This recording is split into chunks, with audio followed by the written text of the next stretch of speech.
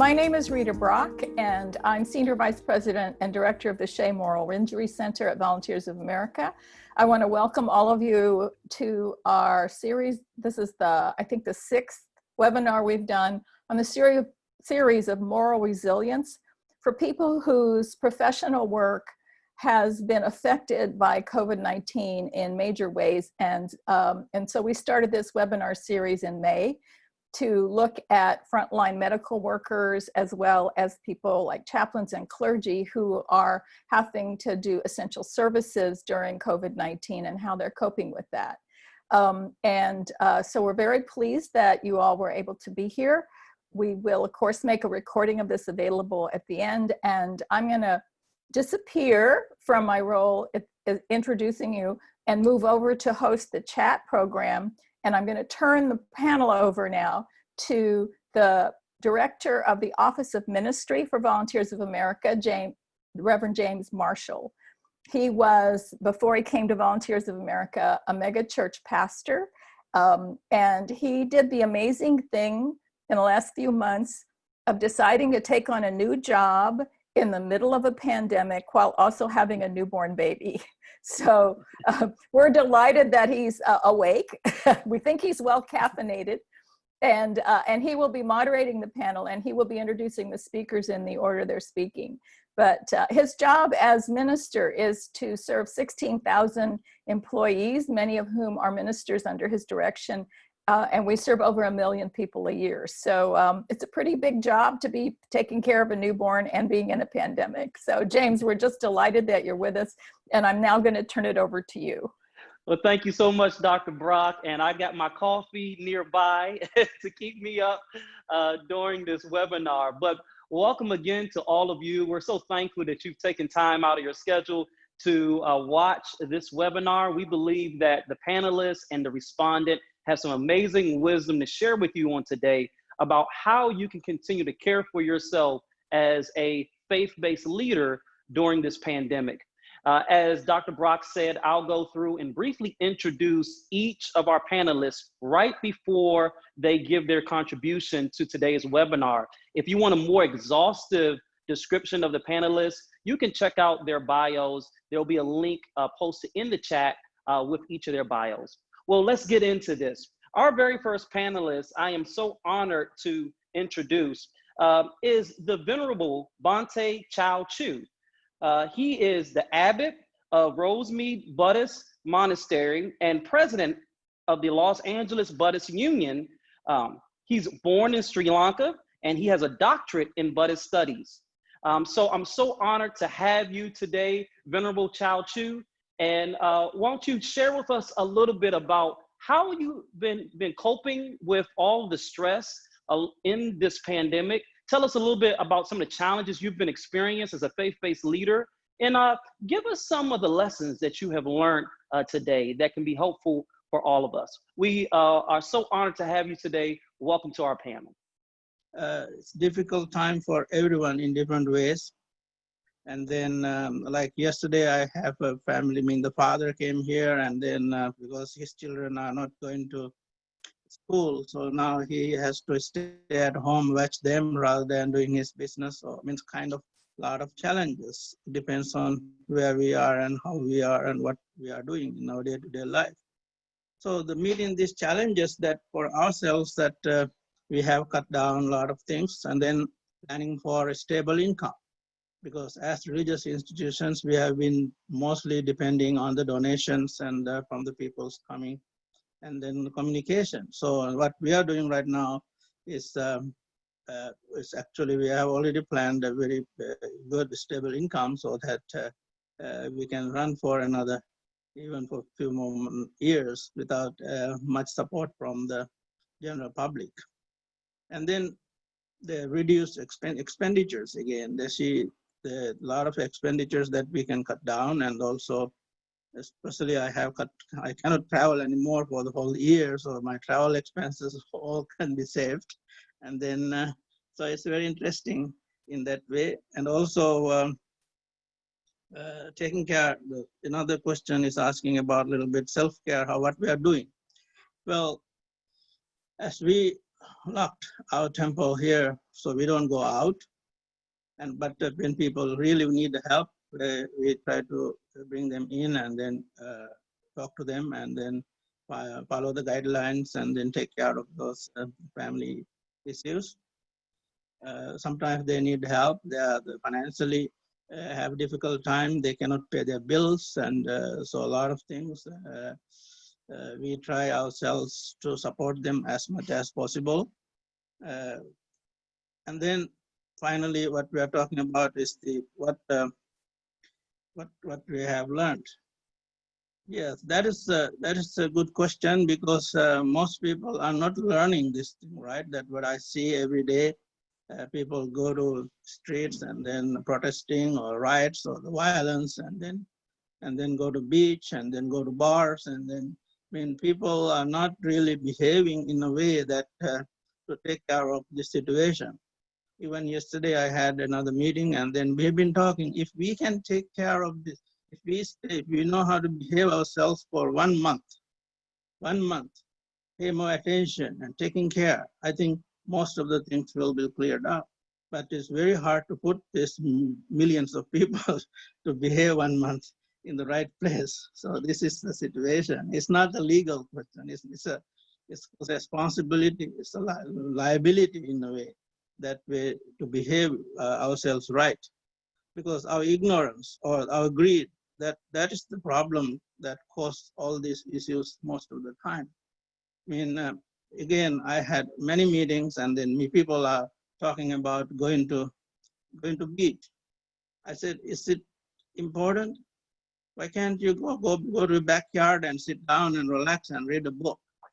Or just do something else, or pull the weeds, and then take care of something else at home rather than fooling around outside. So we had interesting discussion with people in their day-to-day life, but they have their tradition, what you call the behavior patterns they have that they cannot, kind of like addicted patterns for entertainment, they're going out for eating and all kind of things. So these are the issues that I think we need to talk and teach people in a pandemic time, situation like this. So I don't know if I have much more time. I think it's, so there's so much to say about this, this pandemic situation, and also it's an opportunity to reflect on our spiritual teachings, and then how we can use them, spiritual teaching of our interconnectedness, and then understanding and respecting each other, and then responsibility.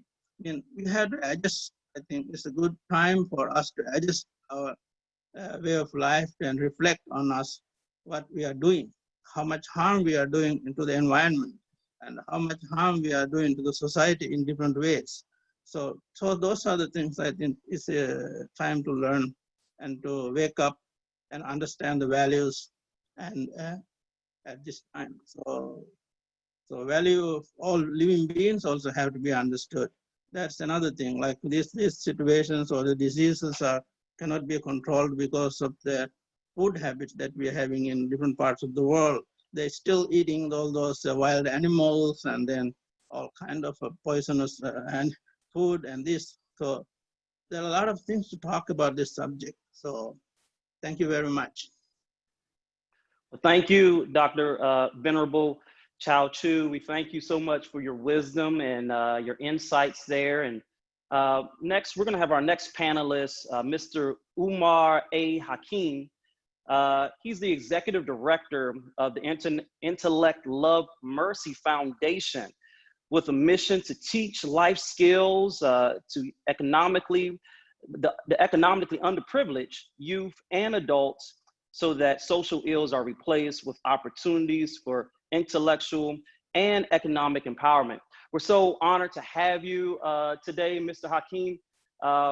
Would you just share a little bit from your perspective, some of the challenges that you've been facing through this COVID pandemic as you lead in your organization there, and a little bit about what you've learned from this, this really difficult time that we're in. We welcome you today. Thank you for this warm welcome. I'm totally appreciative for being on this panel. As mentioned, my name is Umar Hakim. I'm the director for Intellect, Love, and Mercy Foundation. I'm the principal consultant for an advisory organization called Encourage here in Los Angeles, and I'm a Compton native. The pretext to my moral resilience, I had to experience life in order to build this resilient nature that I have now.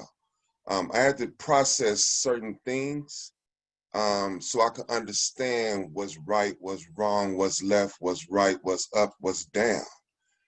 And in this process, it has led me to where I'm at today in my faith, in my work, and how to properly respond to the challenges that we all are facing. So some of the challenges that I'm having today is how to master the skill of using empathy. And I say this because, you know, I'm not just faced with my problems. I'm also faced with community problems, members of the community. And in order for me to properly understand this, I have to, I kind of introspect on my experience, but also I want to understand the root core issues of what's being brought to me. So I swim in this world of empathy, you know what I'm saying? So I won't bring my preconceptions into the situation. I want to understand what's being presented to me through community members and the issues that we're facing during this pandemic. How am I meeting these challenges? Prior to COVID, and I'm pretty sure everybody on this panel experienced this same thing. Prior to COVID, we've all had training. We've all went through our educational experiences. We all done our talks, our speeches, our actions for justice. In COVID, I'm implementing that training. I'm implementing that training so I could be, one, relevant, so I won't organize out of urgency. I'm tapping, by me implementing my previous training before COVID, I am tapping into those networks that's been set up for this time. And I don't have to go here, go there, scrambling, trying to identify resources to help the people that are in need. So that's what, so I'm implementing my training that I learned previous to COVID. What am I doing for self-care? I'm laughing a lot. I can't help but, you know, listen to comedy. I can't help but tell jokes, even when it's in a serious situation. Laughing for me is helping me with all the conspiracy theories, with all the, whether it's a pandemic or pandemic, it is helping me cope and embrace a lighter side to life. You feel me? Because there's a lot of information that's circling us right now, from religion to pharmaceutical, to community, to being the 1%, and being part of the 99%, and the two clashing. So laughter is a definite crutch for me. What have I learned? What have I learned? I've learned a lot, but I've learned that my blueprint through this pandemic, I've been relying on my faith. Since 1998 is when I met my appointment with Islam. And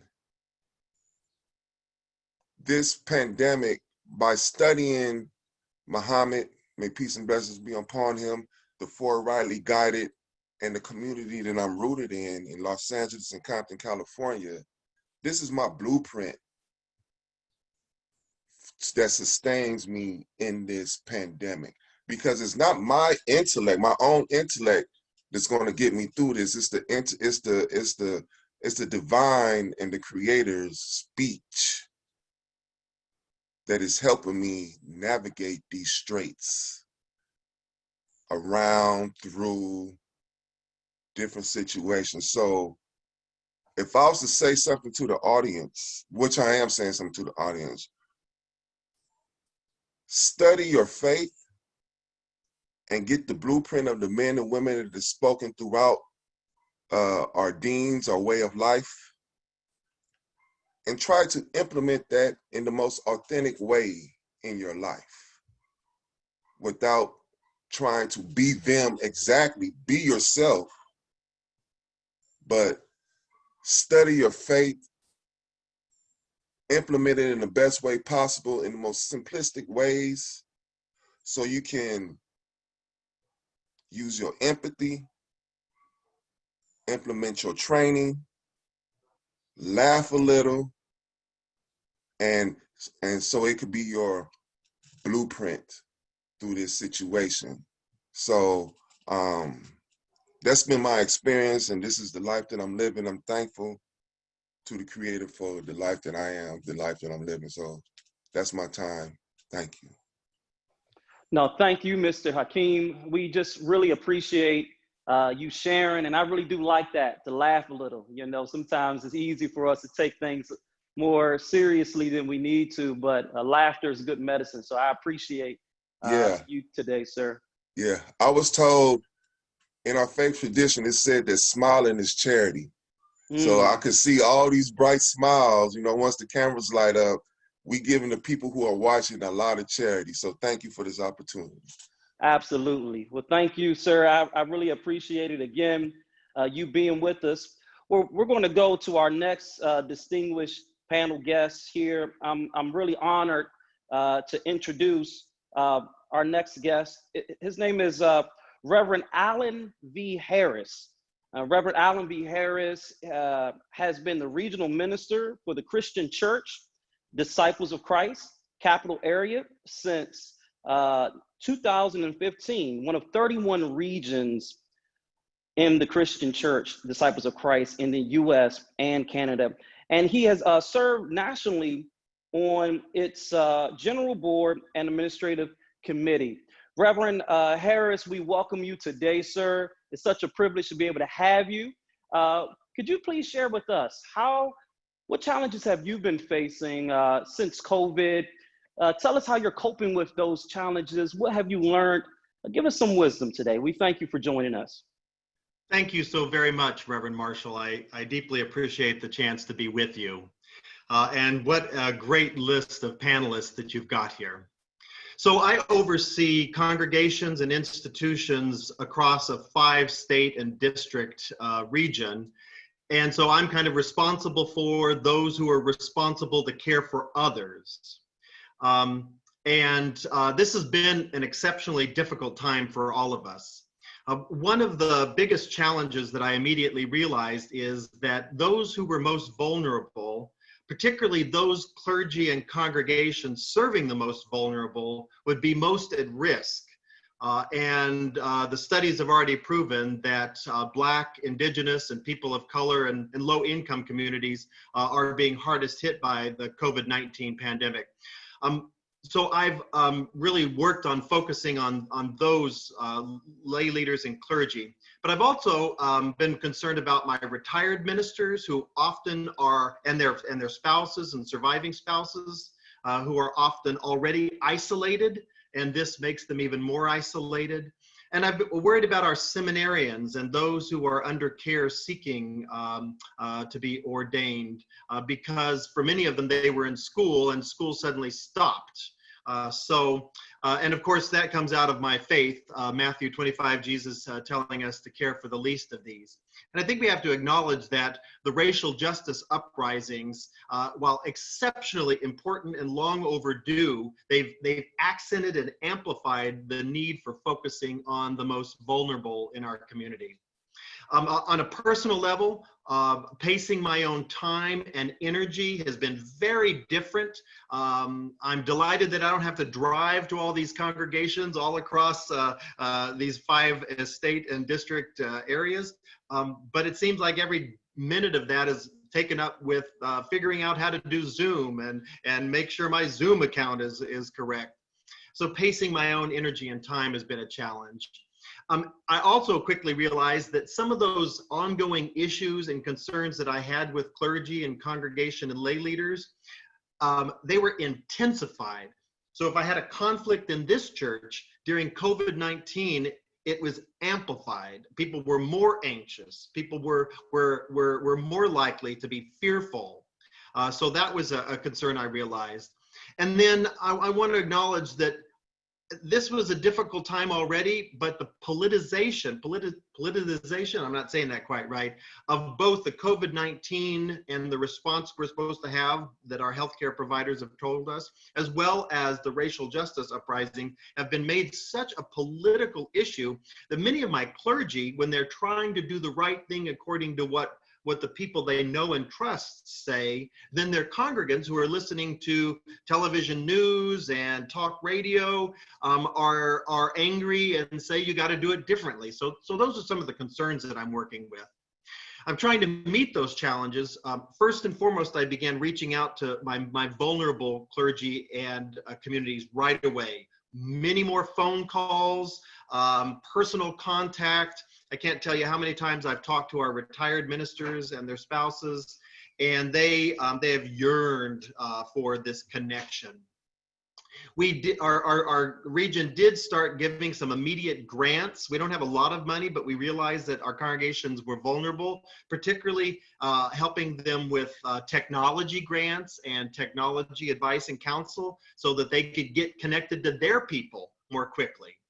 I realized I needed to attend more consciously to my own work hours and days off, because when your work and home space are the same, it's almost impossible to kind of name which one is which. So I have a little technique that I have a table that I move from one space to another.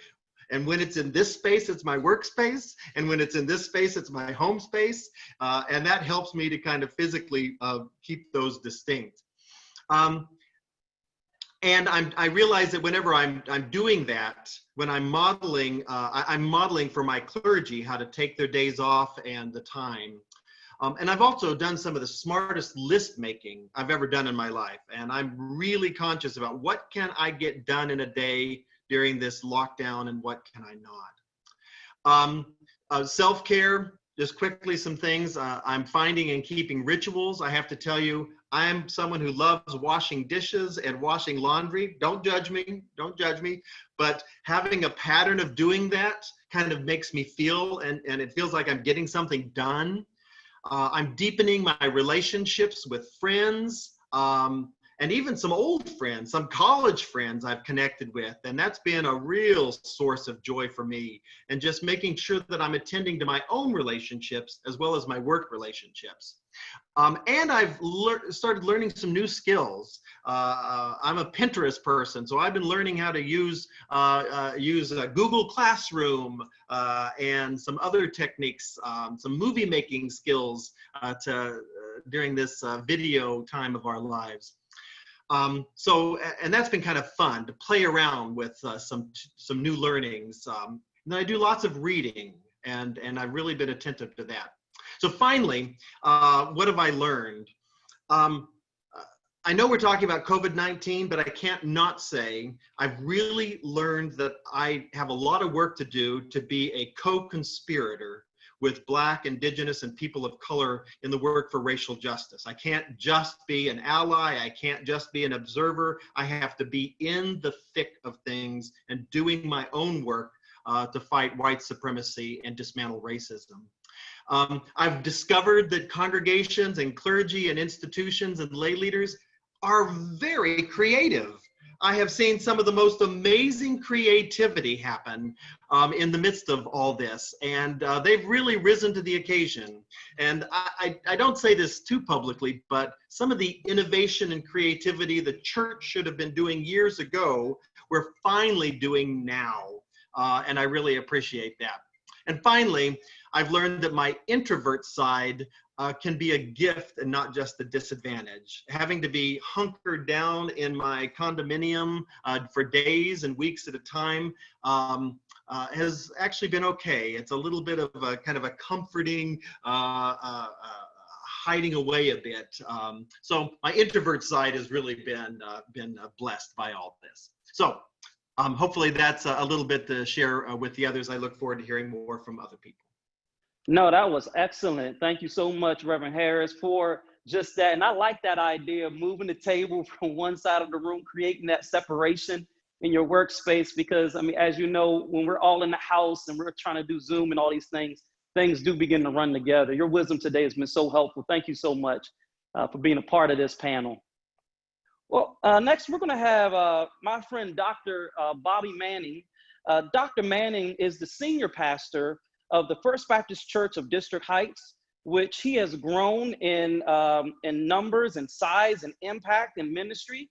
The Heights has been recognized in local and national publications such as Outreach Magazine, BET, and the Washington Post. Dr. Bobby Manning, it's such a privilege to be able to have you on our panel on today. Tell us, sir, how have you been making out with this COVID? What coping mechanisms have you learned? What challenges have you faced with your congregation there? And what have you learned during our time? It's an honor to have you, my friend. Man, my brother, I'm so grateful to be with you, and it's an incredible honor to be invited to participate in this vital discussion that we're having together, and honor and respect to everybody who has been already on the panel and continue on the panel. Thank you all for letting me be amongst you all.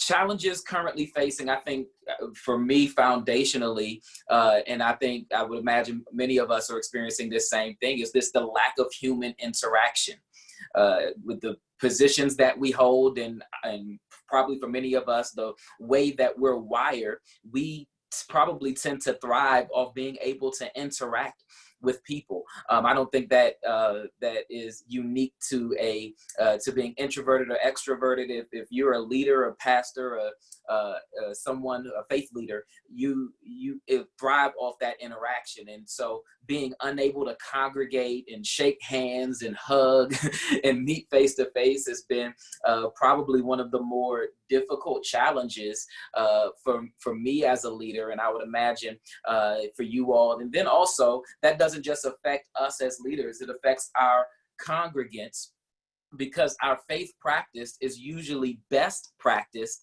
in community. And so that's one of the challenges that is a kind of an ongoing challenge with COVID, is just not being able to interact, well, I should say not being able to interact in the more traditional and personal and in-person ways as much as we had before the COVID pandemic.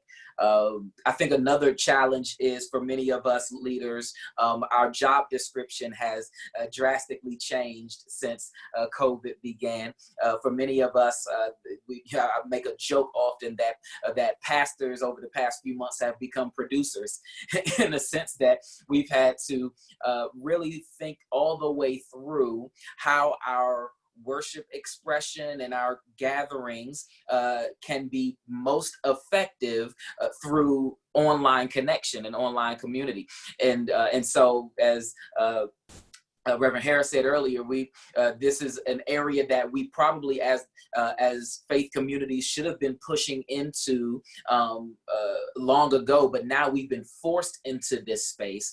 Now is the challenge of, okay, how can we do a great job? How can we excel at making sure that the online experience, whatever that looks like for our faith tradition, with making sure the online experience is one that's not too much worried about entertaining, but definitely making sure that it is helpful and that it is beneficial for those who experience it.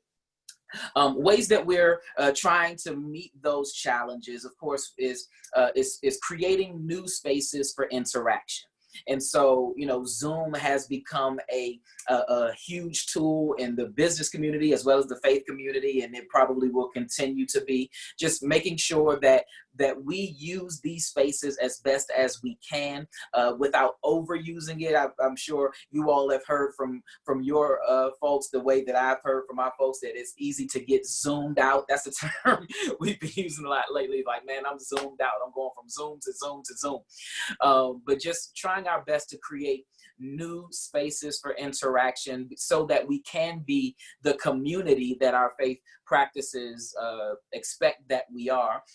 But then also organizationally, just trying to build new teams and redirect established teams to meet the new needs that are coming up, the new, what we're calling a new normal, because we don't know what the time span is going to be for the COVID pandemic. I'm sure, I know for me, I can speak for myself, I was hoping that by now we'd be able to kind of get back to some semblance of normalcy, and some churches are making those attempts, and we're all watching with bated breath to kind of see how successful those are. But just building our teams to meet these needs and making sure that our teams are built in order to be able to handle this for however long we'll need to handle it in this way.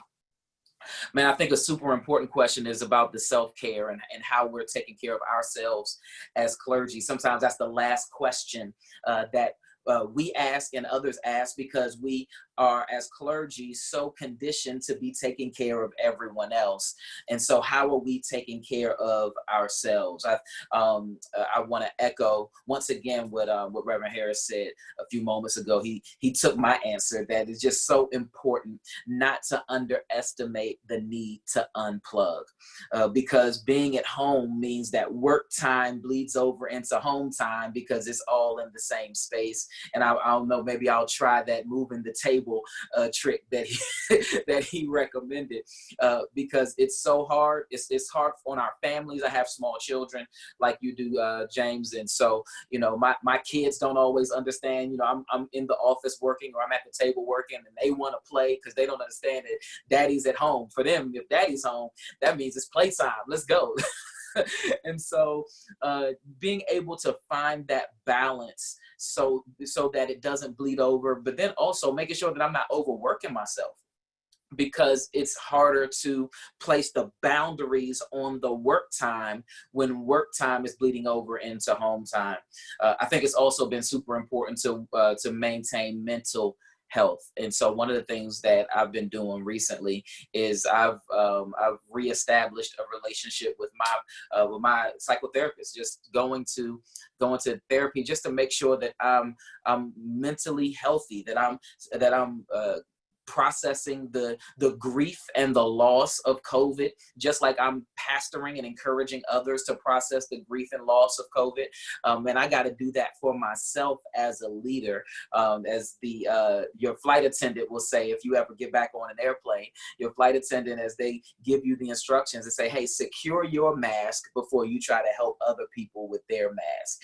And that's super important to make sure that leaders, faith leaders, pastors, imams, and all of us who lead in the faith community, is that we secure our mask, whatever that means.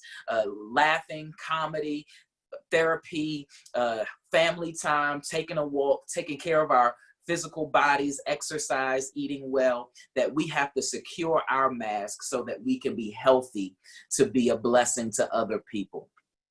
One thing I've learned so many things, but one thing I will say, to add to the well of wisdom that's been contributed through all of these great panelists, is that building people is always more valuable than building systems and structures. When we're leaders, of course, we have to build systems, we have to build structures, but the reality is building the people is what's going to last, is what's going to make sure that your systems and structures are strong. And so if I could share one lesson that I've learned and has been drilled into me over the past several months, is just to build the people. And as you build the people, everything else will fall into place. Thank you so much for letting me be on this panel and to participate. I'm grateful for this time together with you guys. My friend, it's been such a privilege, man, and a pleasure to have you on here, Dr. Manning. And you know, I really do like what you said. You know, a lot of times as leaders, we don't talk to anyone. We kind of suffer in silence, and making connections with, you know, the therapy community, you know, counselors and people that we can talk to. I like that illustration, secure your mask first. It's just so important. So thank you so much for giving some time with us today and being a part of this panel. As everyone that's viewing this can see, we're just getting a wealth of wisdom here. And I know it's been used kind of cliche that we're all in this together, but many of us are really experiencing very similar challenges in this season. And to hear about how all these leaders are processing these challenges has been so great. But our next panelist, we're so honored to have her on the panel today. Miss Patricia Russell is a lay presider, educator, and homilist at Dignity New York, an LGBTQI Catholic organization, and has served on Dignity's National Board of Directors. Excuse me. She's a leader of a Women of Dignity's USA, in Women's of Dignity USA, and she was an integral part to implementing a lay presiders and convening a local young adult group, which became the National Young Adult Caucus. So we're so thankful to have you today, Ms. Russell. Thank you so much for being a part of the panel. Please share with us some of the challenges that you've been experiencing in your leadership as you've been leading through this COVID pandemic. Share with us your personal methods of self-care throughout this time and some of the things that you've learned with us. It's such an honor to have you on our panel today. Thank you so much. So great to be with all of you. So back in March 15th, we had our regularly scheduled liturgy committee meeting, and we put together that day the social distance process that we would bring across the street to our liturgy that evening. Everything was fine, but by the end of the week, we knew that our plan was not going to work. Last fall, I was involved in a program given at a Union Theological Seminary called Encore. My project was to attempt to create community among the many individuals who are part of our house church community. So I started evening prayer at home. What to use? I heard about Zoom, and it worked really nicely for 4 months. So it was, go back to March 15th, the question of how to reach our Dignity New York community was presented. And so we made our first Zoom online liturgy on March 22nd. This was so well received and welcomed by our members. Our first week, we reached a majority of our regular New York community, having almost 50 people sign on to our liturgy. It was intimate, it was healing. It was really, really comforting and nice. That week, we were asked by our national organization if we were willing to invite other Dignity USA members, and so we did. Of course, then we were worried that the 100-person limit on Zoom would not be enough, so we bumped it up to 500-person capacity. Our online liturgies were attended by people from across the United States, counting over 18 states, and beyond that to England, Ireland, Brazil, and Taiwan, where some of our members live. So some of the challenges for our community is that we find it difficult to reach out to all of our members. We did a lot of work initially with those who had technical difficulties signing on to Zoom. We created a team of people to work with anyone who needed help connecting their phones and computers. We saw a lot of success with this as the weeks went on. Each Monday night, we did a debriefing meeting to tweak the details to make the liturgy run as smooth as possible. Most importantly, we wanted the liturgies to be relevant to the moment. So we couldn't plan too far in advance because, you know, things changed in our world from morning until night. On the practical level, we moved the parts of the liturgy around if it made more sense. We sent out weekly emails, notices, and tried to keep people informed. We have tried to have many of our Dignity USA members participate as readers, co-presiders, and have asked some of them to even give our reflections. Some of our members have offered their great talents as singers, and one does prayerful gestures, which we have really, really appreciate the creativity of these people and these beautiful prayer forms. We have a weekly technical walkthrough, inviting all the people who will be ministering at the liturgy, and they've come and spent an hour on a Saturday to be with us. We reached out to some to help us to do the complex technology. For those of you, I know the people on this call know, that Zoom, there is nothing easy about it. It looks so easy, but we really tried in our liturgies to make it as seamless as possible. Even early on, some of our Dignity USA chapters wanted to attend to see just how was it possible for them to meet the needs of their own local community.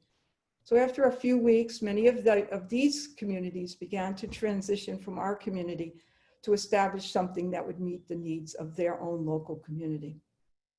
Our group is still composed of a mix of New York and national members. Last night we had 75 people on our Zoom liturgy, 2 of whom were new. But now that some groups have decided to go back to in-person liturgies, we can hear that Catholic guilt in their voice. Last night we heard, "This is my last week of being able to join you." However, these weeks have created an incredible bond across our membership. People who have known each other for many, many years, gathering in person once every other year at our conventions and conferences, are now sharing prayerful, weekly, intimate, personal thoughts, and it's been just beautiful. Since it is such a large geographic group, the question of how we meet the needs of these Zoom online liturgies when and if we go back to in-person worship still looms large. How do we meet the needs of those who do not have a local community to worship with? Some have proposed that we continue with our weekly liturgies. And so we have to look at our resources and envision new possibilities and new and wonderful ways of creating these liturgies so that we can continue to grow our community. And how to connect with people from our own local community who are not comfortable with Zoom online liturgies. There are many like that. And one thing we have done is to reach out to these people by phone to keep up to date with them. For self-care, the members of our liturgy committee setting up the weekly meetings were a great support for all of us to divide the workload. Especially in the beginning, there were times when I was overwhelmed and other members took up on some of the responsibilities. It was 3 months before we were able to go to monthly meetings. We also looked at our talented membership and tapped their extraordinary talent, and they have helped us in so many ways. Early on in the pandemic, the Women of Dignity USA started a weekly chat, which has been a tremendous support for me. So a few of you have said what I've learned, but I'll just say it in my way, and laughing and all the things that you've said have been wonderful. 1, you need a system. Once you have a system, stick with it. 2, you need a defined scope. You want to save the world, but you can only do what you can do. 3, amazing talent is brought forth out of this chaos if you let it. Amen. Thank you for listening.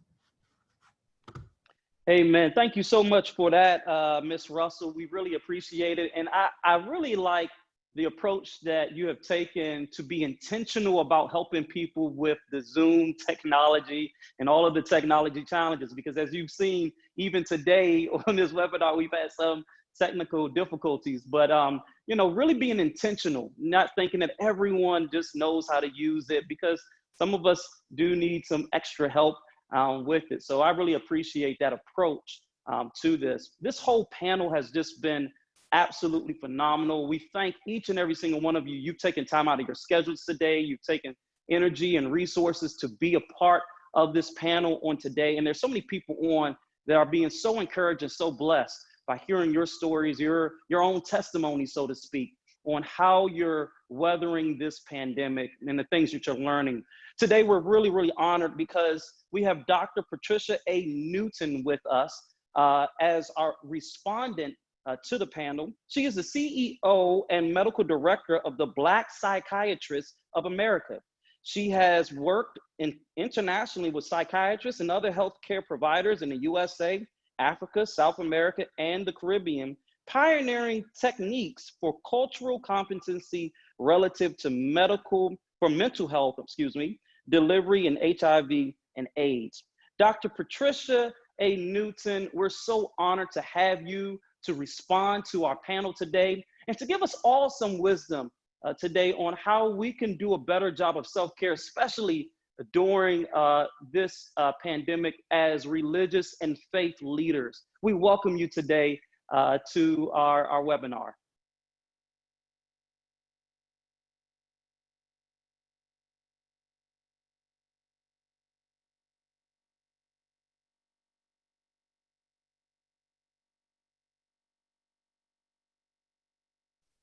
Can you hear me now?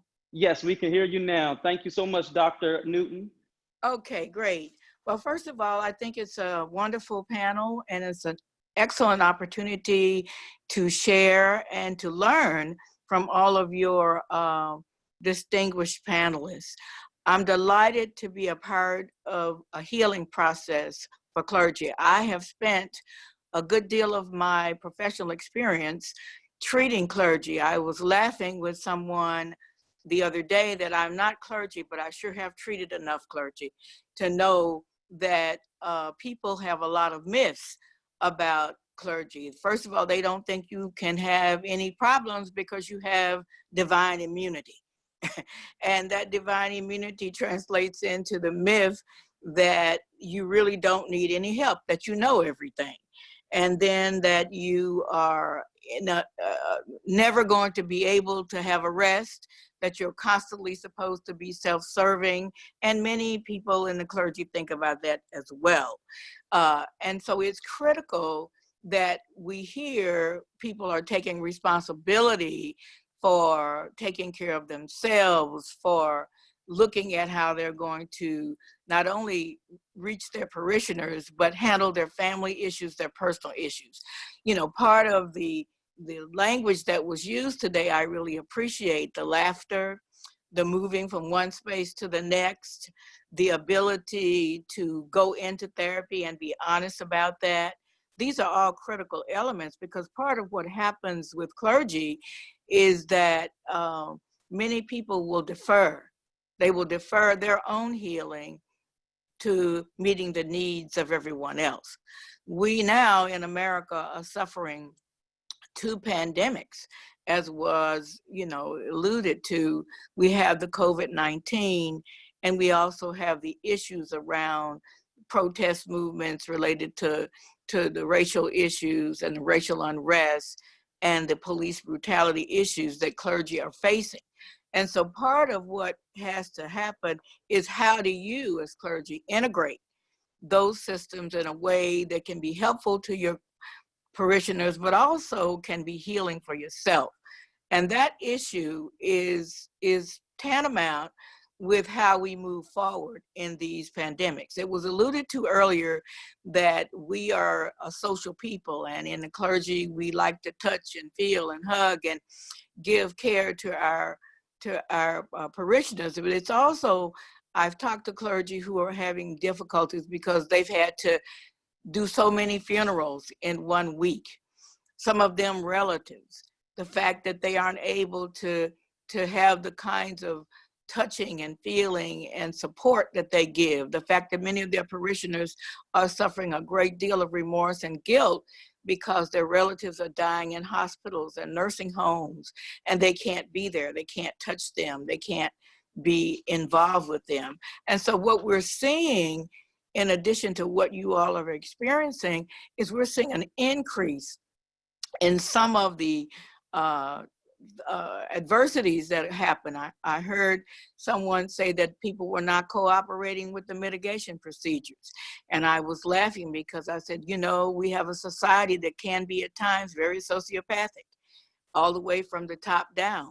And so what we're dealing with is it's difficult for Americans, our parishioners, to begin to self-discipline and to begin to realize that it's just not about them, it's about everybody else. And we are definitely all in this together in order to be able to maintain. But what we're also seeing among clergy in the medical and mental health profession, as well as the patients, is we're seeing some impairment. You all are not demonstrating that, but some of your colleagues are. And that impairment has to do with an increase in alcoholism, an increase in gambling. We're seeing also them having to deal with more intimate partner violence that is going on within the homes, and more abuse, physical as well as sexual abuse, that is going on in the homes of some of their parishioners, that is now adding another layer of complexity to having to deal with all of these other issues. And so it becomes critical that clergy amongst themselves do engage in self-care. And you know, one of the things that we know is that all of these pandemics and social unrest create a trauma effect. And that effect is not only experienced by your parishioners, but by you as clergy as well. And so we have to be mindful of the fact that we're just at the beginning of some of these complications that are going to occur as a result of the traumatic effects of all of these pandemics and social unrest issues that are taking place. So my concern, and what I'm offering by way of suggestion, is that we have to begin to get prepared as well for the post-traumatic stress that we're going to see as a result of these issues that are now, people are gearing up, because we're still, even though we're in 3 or 4 months, we're still on the alert stage, but that wears down, and we're human beings, and we can't stay in an alarm state 24/7, 365. There has to be a period of rest. And so rest and relaxation become critical. There must be time put aside for when clergy are not going to be available to their parishioners. I know that sounds like a foreign language to all of you, but it has to be such that people are allowing themselves a chance to get some R&R, to rest and recuperate, to make sure that while they are sheltering at home, that they are looking at avenues by which to engage in prayer and meditation, and maybe taking a walk, so that we can begin to keep our muscles and our brain blood supply in good check. The other issue is, what do we do in terms of learning not only the skills, but involving our young people? And so it's important that they know these technical skills. So it's a great opportunity to get these young people to work with clergy and work with parishioners, to help the older people learn this technology, because they know it like the back of their hand. And so we really, it's an opportunity to begin to engage in things like joint learning, like joint cooking experiences, all of the things that we may have not been able to do because we've all been very, very, very busy. So I want to congratulate those of you who are on this panel for taking the opportunity to look at closely what you're doing for yourself as well as for your parishioners, and to remember that during these tough times, a lot of times the things that have happened to us individually when we were growing up become more manifest as we begin to see these activities and vicissitudes become exacerbated within our clergy population. Keeping the connection is critical. And if you can't do it by Zoom and be zoomed out, I certainly think that the use of the telephone, which we've seem to have forgotten, is still a very critical piece. And so I want to commend all of the clergy in this panel for taking the opportunity to not only think about their clergy experience for themselves, as well as their parishioners, but also what they're going to be doing in relationship to their families, how they're going to interact differently, and how we can begin to set boundaries for ourselves so that we can heal while we're helping others. I'll just stop with that, and then we can leave time for questions. Well, thank you so much, Dr. Newton. You spoke with such wisdom in that, and I really like that idea of preparing for the PTSD that's going to come after this. And having that foresight and knowing what's ahead is so important for us as clergy, and how this is going to all pan out. I want to go over to Dr. Rita Brock here at Volunteers of America to see if there are any questions in the chat, any feedback that you may have come across Dr. Brock. She's been our chat host during this time. There have been a lot of great responses from people responding to and summarizing some of the things the panelists have been saying. So I'm really grateful for all the fantastic attendees who are weighing in.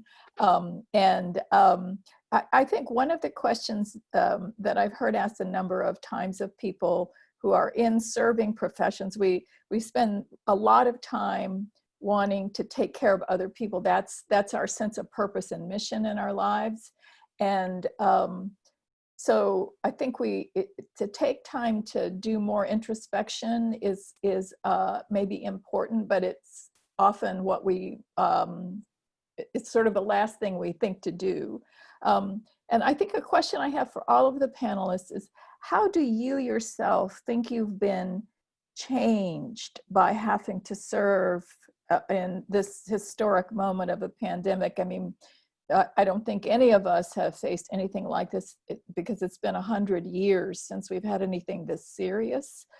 And how has that changed you, or maybe your own sense of what you do as a person who takes care of other people as a religious leader? So that's a question I have for all of the panelists. And whichever one of you wants to speak first can unmute and address the question. So how have you been changed?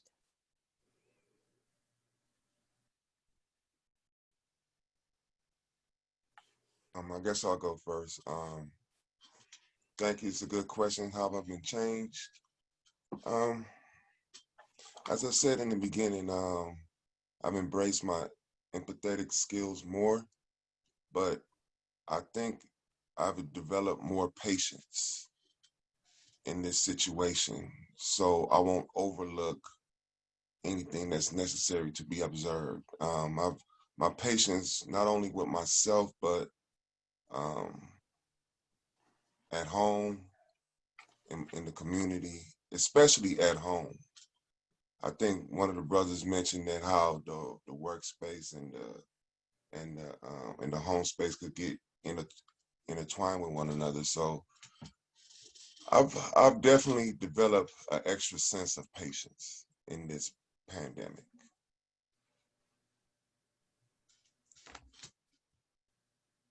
Thank you. Anyone else want to respond to the question?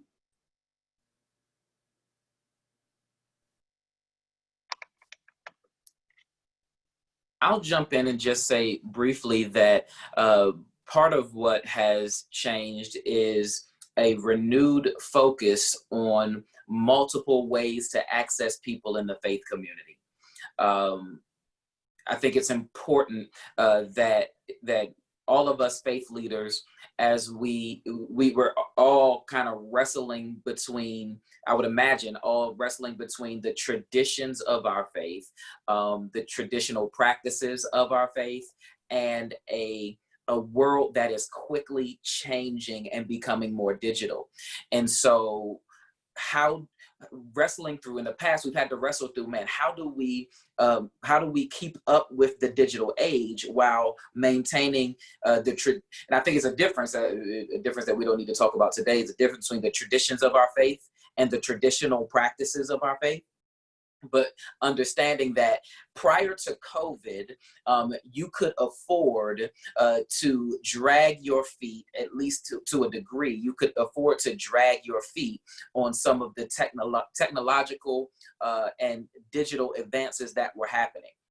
Since COVID, you have no leeway to drag your feet on those things. And so now you have to think through the new and technologically savvy ways of keeping people connected when they're not in the room.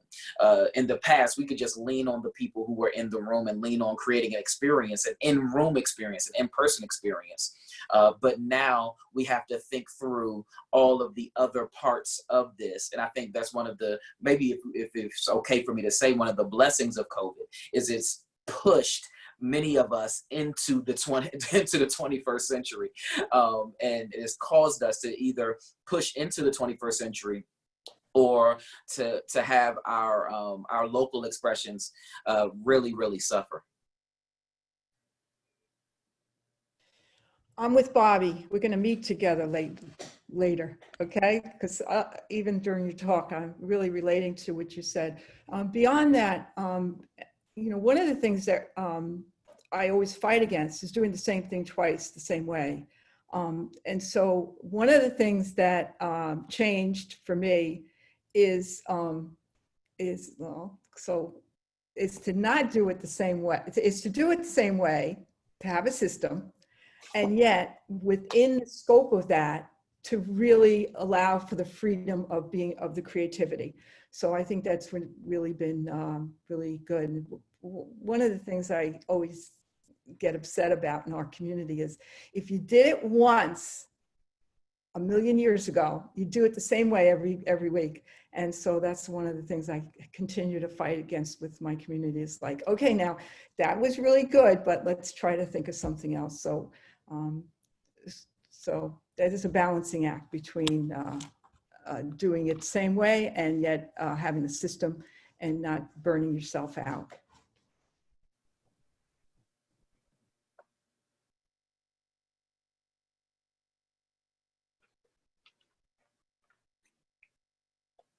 So we have several good questions developing now in chat. So let me start with one that asks, how are you acknowledging the implicit and compounded grief that we are all swimming in for yourself and your people? So the question is, how are you handling grief? Mm-hmm. If I could jump in on that one. Of all things, just before this pandemic started, I was reading the book Prophetic Lament by Soong-Chan Rah, by Professor Soong-Chan Rah. And I don't think I'd done much work on lament.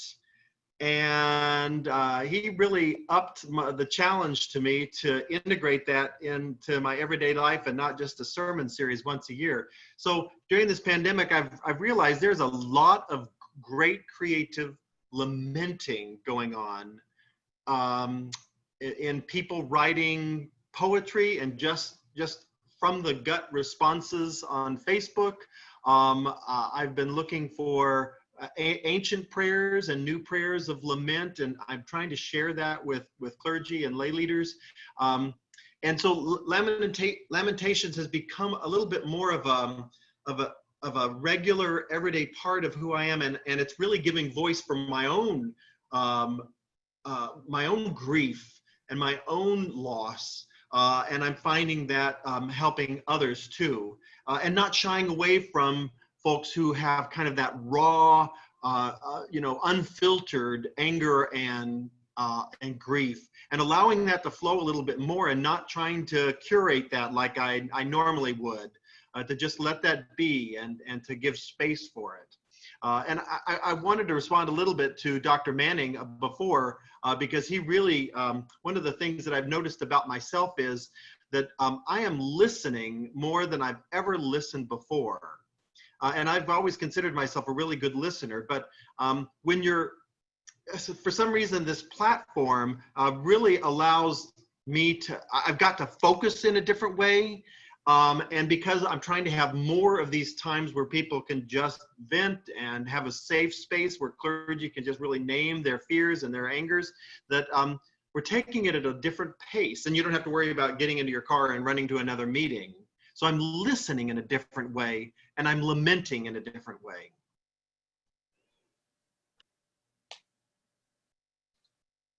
Thank you. Anyone else want to address the issue around grief?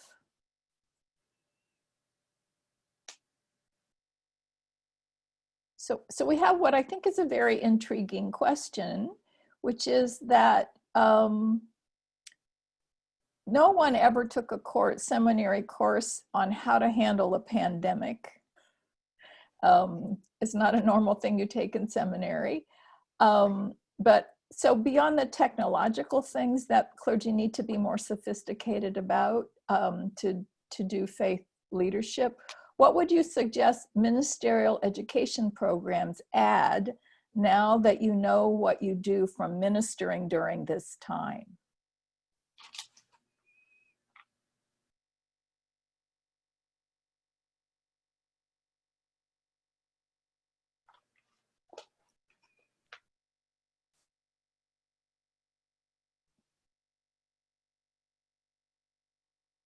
So I will begin that conversation if no one else has an immediate response. I think that ministerial education needs to do a lot more with trauma and moral injury than is currently the case. And part of that is because trauma-informed care is emerging as a major shift in mental health work and in all kinds of social service sector work.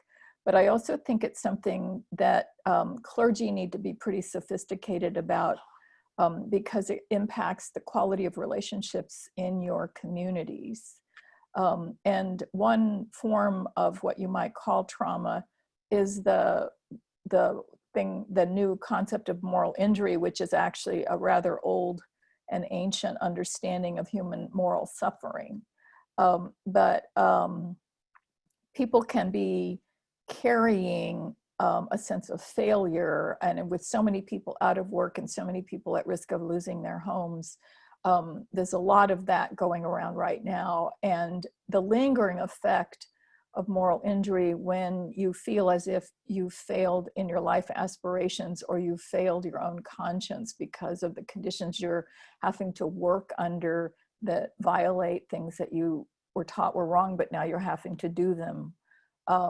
That isn't something that just will go away when the pandemic is relieved, that these are things that people will carry as assumptions and judgments about themselves as they move forward. And without a place for people to share those feelings, they will continue to carry them and be impacted during their lives around how terrible they feel. So I wanted to ask Dr. Newton a question around her suggestion that there will be this post-traumatic stress, there will be this grief, there will be these mental health and spiritual soul crisis issues that will linger after the pandemic. What are some principles that you might recommend to clergy that they follow in their work with people to help them process in a good and careful way around those questions? Well, there are a number of issues involved. You know, I'm reminded of a saying by an African writer, Ikweyama, that said, a mind that has been attacked and conquered is easily led away from the path of his own soul. And so part of this issue of this moral injury and soul revival is to, as one of your panelists said, to learn to listen differently rather than passing an opinion upon what the person may be experiencing and then telling them that everything will just gonna be all right. Sometimes you have to just be quiet enough to listen enough to be there. Maybe the person may not always want you to answer. They just need somebody to hear them and to acknowledge their pain. I think the most important thing is to be able to listen objectively and to also anticipate what kinds of actions as a group within your individual church or your denomination can be harnessed to assist people that are having economic issues, that may be having personal issues, and to not be in denial of the fact that these are real life day-to-day issues that a lot of people are having to deal with that they've never had to deal with before, and to begin to engage them in conversation and creative ideas. Maybe have people begin to write poems and sing songs and things of this nature, because it's true that a mind that is being creative will not self-destruct. And it's critical that we create a positive attitude among parishioners. You know, I often do an example where I have this $20 bill and I say to a person, do you want it? They said, yes. Then I crush it in my hand and I say, do you still want it? They say, yes. Then I will stomp it on the floor and pick it up and say, do you still want it? They say, yes. And I said, why do you want it? They said, because it has value. And so that's the point, that we as clergy and for ourselves and for our parishioners is to have people realize that because they're undergoing a particular situation, they still have intrinsic value. And that the goal is for us to see how we can put our heads together and create some viable alternatives, plan A, plan B, plan C, in the face of these real life, you know, traumatic situations, and how we can begin to know that that this too will pass, and that who you are and what has happened to you and what you are going through are not the same, and that your value, you know, from not only a personal but a divine and moral standpoint, is still a viable entity. And you cannot only just define yourself by how much money you have or how people view you as status, that you have value that is derived, you know, from your divine essence as a person, and then begin to build on that.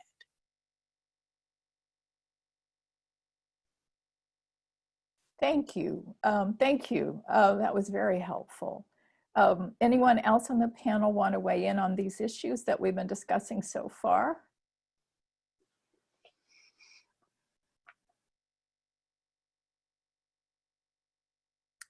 There are lots of good things appearing on chat, including some seminaries that have already jumped into this space by organizing classes on disaster chaplaincy, spiritual distress, solace, lament, solitude, and theologies of chaplaincy. So it looks like some schools of theological education have been making an intervention right in the middle of the crisis that we're in. Alan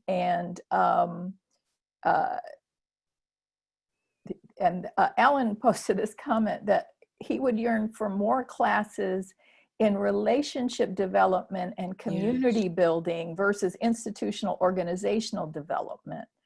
He says, I think many of our clergy and lay leaders have become dependent upon the church building and church programs to somehow automatically build community to our detriment.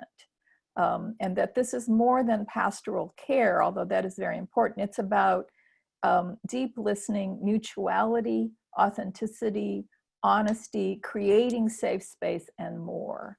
Alan, could you say a little bit more about that? I think that's a really important statement. Well, I'm also aware that Dr. Manning opened up his line, so I don't want to jump on him, but I'll just quickly say, you know, some of this, I think we assume that people going into seminary have natural skills. Now that I'm overseeing clergy and doing clergy credentialing, and I'm working with clergy day in and day out, it is not true.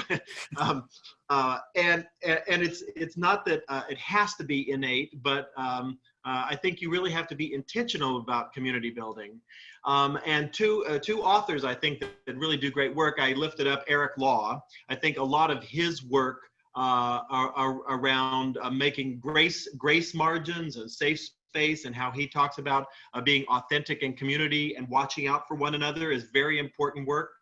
And I'd also mention that Reverend Shonda Jaw has written an amazing book on transforming communities that takes it a little bit more outside of the walls, and about how you can be authentic community within the walls and never connect outside, and that's problematic.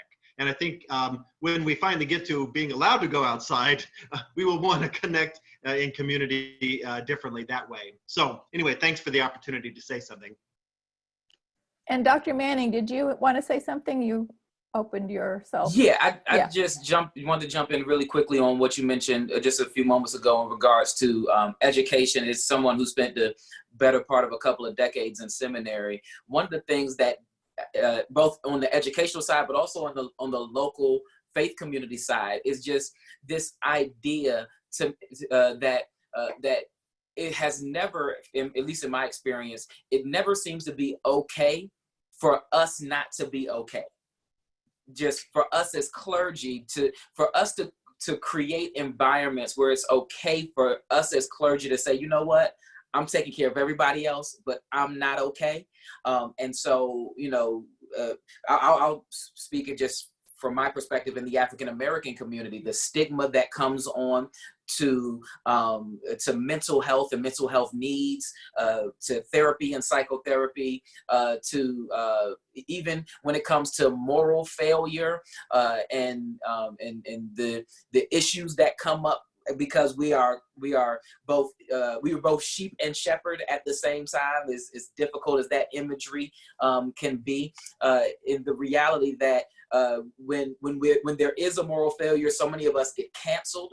And so if we're close to moral failure, we won't say anything because we don't want to get canceled, because our job is our source of income. And so I'm seeing many of my colleagues struggling because we're in a unique position, and we've been trained by our seminaries and by our local assemblies, in my opinion, that it's not okay for us to be not okay. And we have to take charge of that narrative for ourselves to make sure that we are doing what's necessary to be okay, and to cover ourselves and to contribute to our whole health, physical, spiritual, mental, and emotional, so that we are doing well, and let the chips fall where they may if somebody has an opinion about whether or not it's okay for me to not be okay. May I interject something here? Sure. You know, I'm not, you know, a seminarian or in clergy, but I do think that some coursework in seminary around issues related to impairment of colleagues and that whole self-care issue and that whole issue is critical, because what I have found is that in many instances, we wait too long for clerical colleagues to get help. You know, as he was just saying, it's not okay to be not okay. And we wait till things oftentimes get out of control. And when they get to me, many times, people are already in really dire straits. They have ruined their lives. They may have affected their professional careers within, you know, religious institutions, as well as, you know, within their families.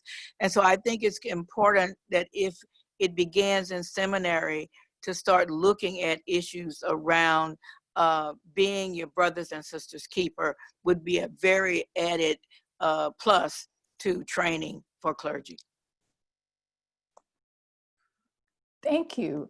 Dr. Chao Chu, I wonder, as a Buddhist on this panel, if Buddhist training for leadership includes any of the kinds of things we've been talking about. Yes, we do. Actually, we started International Order of Buddhist Ministers. The Buddhist ministers are serving in prisons and, I mean, as chaplains in hospitals, hospice service, and also myself is dealing with many hospitals in the Los Angeles County. And also there are some other troubled youth programs and all those things to help people in the community. So the issue is that rather than emphasizing on too much of the religious or the spiritual part, but we are trying to teach people how to live, how to behave, how to manage, how to live in day-to-day life with other people, how to communicate. So these basic teachings we call the moral values or life values that people need to learn first before we talk about the higher spiritual goals. So as Buddhists, we are emphasizing different ways of life because, as you have discussed before, because also we don't have too much of a stress, even there is this pandemic situation. I did a few funerals, for example, and then most of the time, especially in the Asian community, families are grieving and then crying and this and that.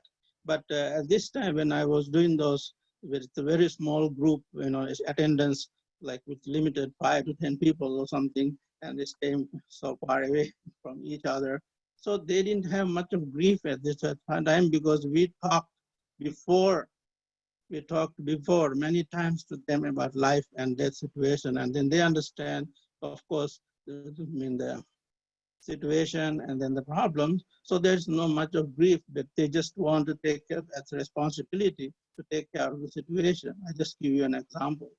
And then some others are dying in the hospital, and we wanted to, the families want us to visit, but the situation was not allowed us to visit. So understanding the conditions and the situation makes things much easier. That's how the Buddhist teaching always emphasized and how we teach. So we have classes and we teach people, we have chaplaincy training, and then a lot of things that we are doing in the community. So thank you again. And Mr. Hakim. Yes.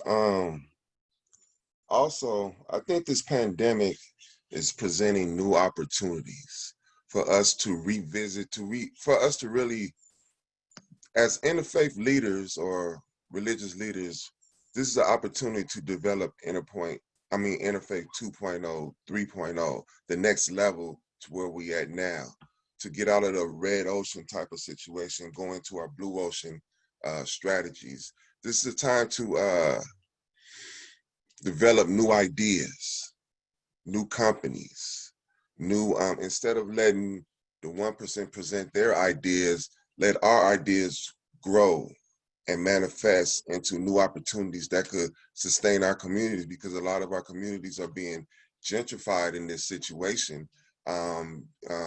We've forgotten about the housing rights. People who are getting, older folks who are getting told to embrace this reverse mortgaging. So we have to learn how to have community accountability by presenting new ideas that is going to sustain us in our communities, like the sister said, post-pandemic. Because right now, there's a lot of progress going on while this pandemic is going on, but we cannot allow ourselves to be forgotten in this process. So we must, as leaders, look towards the future and develop new opportunities and help those bright young people develop their ideas that's going to help sustain our futures. Thank you. I want to thank all of you for an amazing panel with great insights and help and encourage you all to remember that we are also resources for each other. We are human beings and we also need to connect. We're trying to get our communities connected, but we also have each other to fall back on and support each other. I think, Al, do you want to take us out? We're right close to the time we need to quit.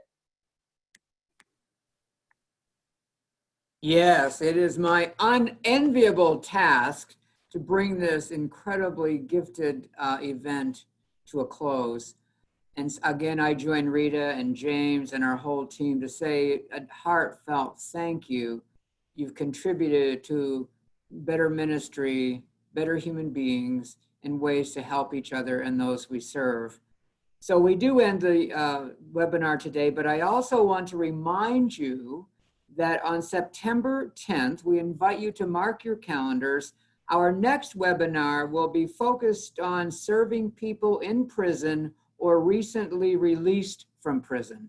This is an effort that has been ongoing for Volunteers of America for over 125 years. Work with the prison populations has been a long time passion. So we invite you to get the word out, share it as you can. But for today, we thank you for all your contributions to our webinar and the world we serve.